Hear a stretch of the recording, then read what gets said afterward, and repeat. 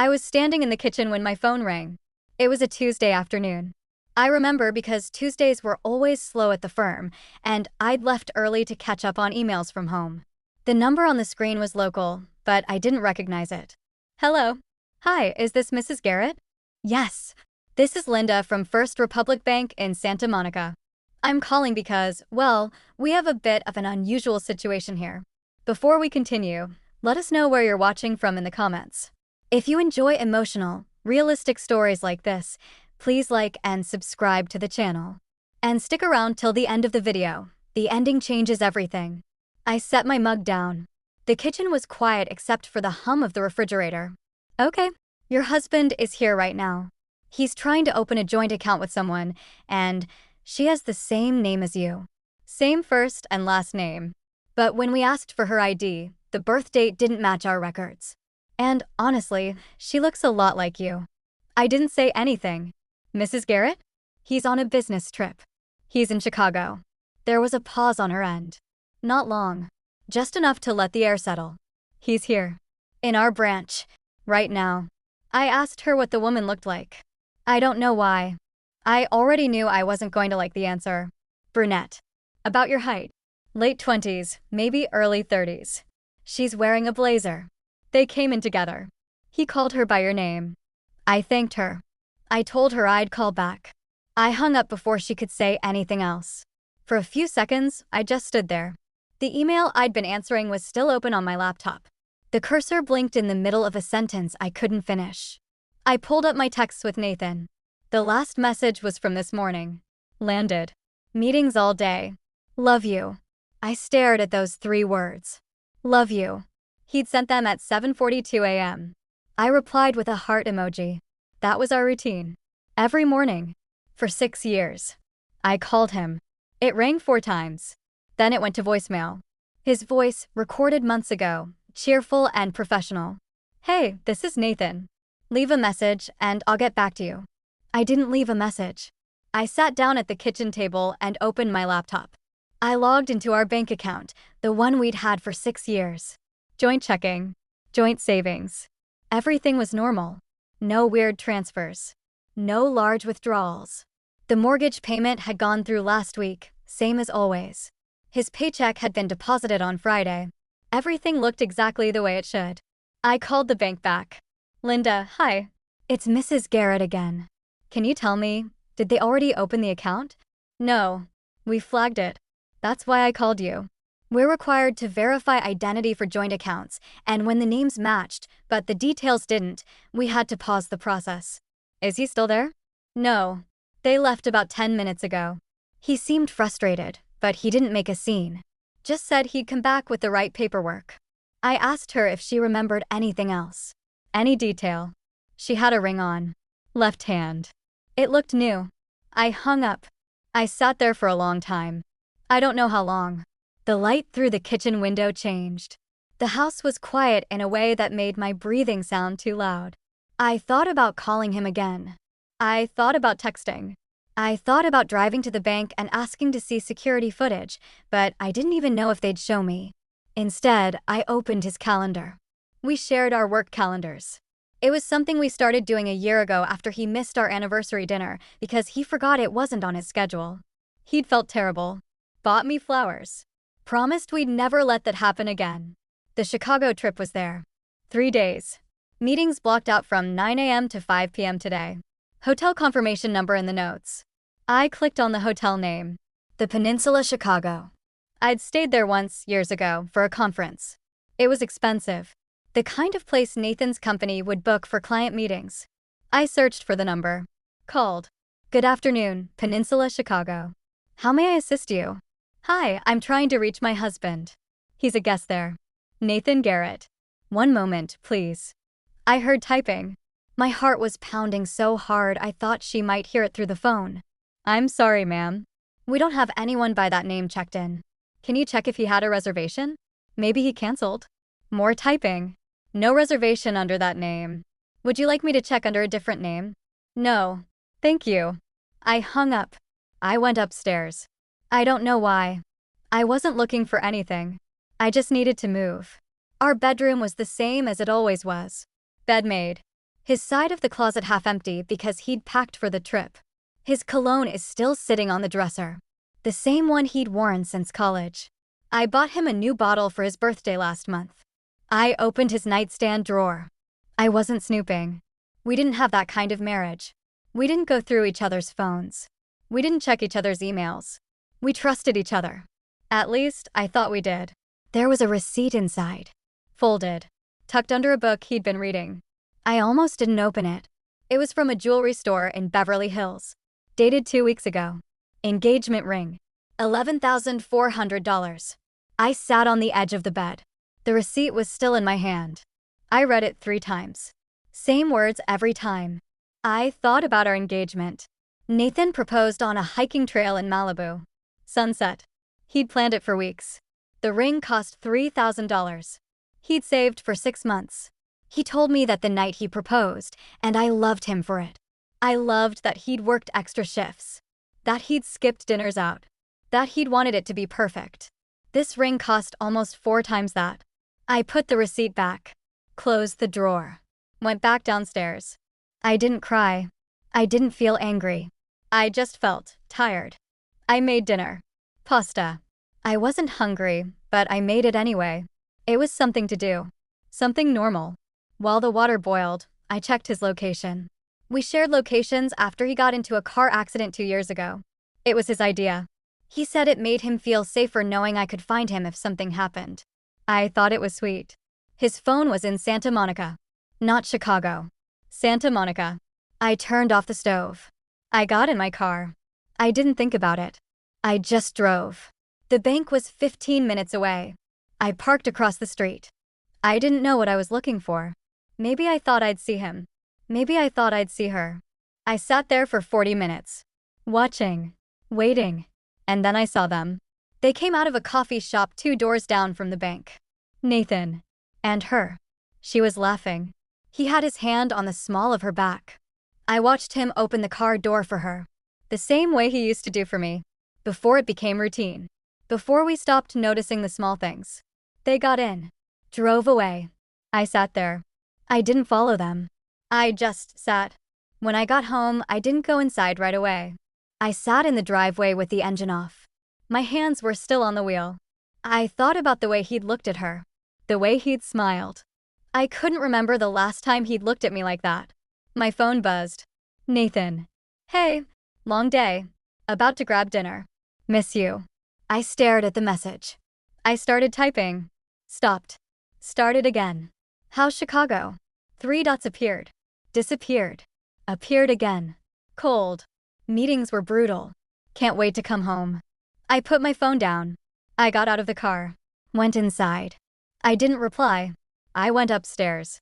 I lay down on the bed. I stared at the ceiling. There was a crack in the corner we'd been meaning to fix. Nathan had said he'd call someone. That was 3 months ago. At some point, I fell asleep. When I woke up, it was dark. My phone said 11:43 p.m. There was another text from Nathan. You okay? You didn't reply earlier. I didn't answer. I got up. Went downstairs. Poured a glass of water. I thought about the woman at the bank. The one who looked like me. The one wearing my name. The one with the new ring. I thought about what Linda said. He called her by your name. I wondered if she knew about me. I wondered if she thought she was the only one. I wondered if he told her the same things he told me. I wondered how long this had been going on. I pulled up his location again. Still in Santa Monica. Not moving. I opened a new browser window. Searched for the address. It was a condo building. High-rise. Ocean view. The kind of place Nathan and I used to talk about buying someday.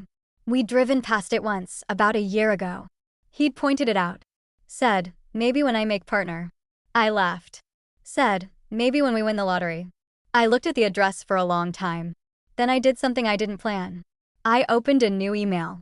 Typed in Nathan's work address. Subject line, we need to talk. Body, nothing. I stared at the blank space. Then I deleted it. I closed the laptop. I went back to bed. The next morning, I woke up to a text. Flying back tonight. Should be home by 9. Want me to pick up dinner? I replied this time. Sure. That was it. I got up. Showered. Got dressed. Went to work. I didn't tell anyone. Not my sister. Not my best friend. Not my boss when she asked if I was okay during our 10 a.m. check-in. I just said I didn't sleep well.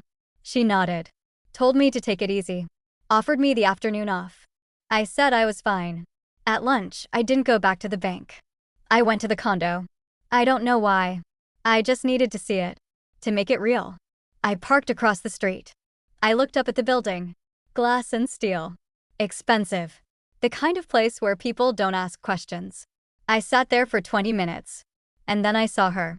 She came out of the building. Alone. Wearing jeans and a sweater. She had a coffee in one hand and her phone in the other. She looked normal. Not like a villain. Not like someone trying to destroy my life. Just normal. She walked past my car. Didn't see me. I watched her get into a silver SUV. I watched her check her reflection in the rearview mirror. I watched her drive away. And I realized something. She wasn't the problem. Nathan was. I sat there for another 10 minutes. Then I drove to a cafe I'd never been to. Ordered a coffee I didn't drink. Sat by the window. I pulled out my phone. I opened my banking app. Our joint account. I transferred half of our savings into my personal account. The one I'd had before we got married.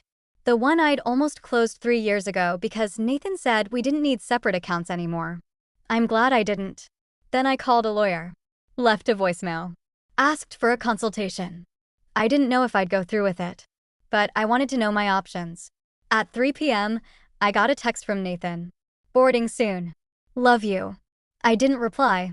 At 6 p.m., I went home. I set the table. I poured 2 glasses of wine. I put on music. Something we used to listen to when we first started dating. At 8:47 p.m., I heard his key in the door. He came in smiling, carrying his suitcase. He looked tired but happy. He kissed me on the cheek. God, it's good to be home. I handed him a glass of wine. How was the trip? Exhausting, but productive. I think we landed the client. That's great. We sat down. He talked about Chicago, the weather, the meetings, the hotel. He described the lobby, the restaurant where they had dinner, the view from the conference room. I listened. I didn't ask questions. At some point, he looked at me. You're quiet. Just tired. He reached across the table, took my hand. His thumb brushed over my knuckles. The same way he always did. You sure you're okay? I looked at him. At his face. The one I'd known for 8 years. The one I'd woken up next to for 6. And I realized I didn't know him at all. Yeah, I said. I'm fine. We finished dinner. He went upstairs to unpack. I stayed at the table. I thought about the receipt. The woman. The bank. The condo in Santa Monica. I thought about the ring on her finger. I thought about the fact that he was upstairs right now, humming while he hung up his shirts, like nothing had changed. But everything had changed. Not because of what he did. Because of what I was going to do. He came back downstairs an hour later. Asked if I wanted to watch something. I said sure. We sat on the couch. He put his arm around me. I leaned into him. And I didn't say a word. But for the first time in 2 days, I felt clear. The next morning, I woke up before him. I got dressed quietly. Went downstairs. I made coffee. Sat at the kitchen table. I opened my laptop. Checked my email. The lawyer replied. Available Thursday at 2 p.m. I confirmed. Nathan came downstairs 20 minutes later. Kissed the top of my head. Morning. Morning. He poured himself coffee. Sat across from me. He was wearing the shirt I'd bought him for Christmas. Navy blue. He'd said it was his favorite. What are you thinking about? I looked at him. Nothing, I said. And I meant it. Because I wasn't thinking anymore. I was deciding. I don't know what's going to happen. I don't know if I'll leave. I don't know if I'll confront him. I don't know if I'll stay and pretend I never found out. But I know this. I'm not the woman I was 3 days ago. The one who trusted without question. The one who made excuses. The one who waited for someone else to decide her life for her. I'm not her anymore. And maybe that's the only answer I need. Nathan checked his phone. Scrolled for a moment. Put it down. I've got a meeting at 10, he said. Okay. Want to do dinner tonight? Somewhere nice. I took a sip of my coffee. Sure. He smiled. I stood up. Kissed me again. Love you. I watched him walk out the door. And when the sound of his car faded down the street, I opened my laptop again. I looked at the lawyer's email one more time. Then I closed it. And I sat there, drinking my coffee, thinking about everything. And nothing. For the first time in years, I felt like I was the one in control. Not him. Not the situation. Me. And whatever I decided next, it was going to be my choice. Not his. Mine. Sometimes the hardest thing isn't making the wrong choice. It's realizing you've been giving someone else the power to make choices for you. We tell ourselves we're being patient. We're being understanding. We're being mature. But sometimes we're just afraid. Afraid of what it means to walk away. Afraid of what people will think. Afraid of starting over. But here's the truth. The moment you stop waiting for someone else to choose you and you start choosing yourself, that's when everything changes. You don't need permission to protect yourself. You don't need proof that you deserve better. You already do. And if someone in your life is making you question your reality, making you feel small, making you second-guess what you know to be true, that's not love. That's control. Real love doesn't make you shrink. It doesn't make you wonder. It doesn't make you feel like you're asking for too much when all you want is honesty. So if you're in a situation where something doesn't feel right, trust that feeling. Don't ignore it. Don't explain it away. And don't convince yourself that you're overreacting. You're not. Your instincts are telling you something. And the question isn't whether you should listen. It's whether you're brave enough to act. What would you have done in this situation? Is silence stronger than confrontation? Or is taking control, quietly, the real power move? Let us know in the comments below. If this story made you think, hit the like button and subscribe for more real-life stories that make you reflect. And if you know someone who needs to hear this, share it with them. Sometimes, the right story comes at exactly the right time. Thanks for watching. I'll see you in the next one.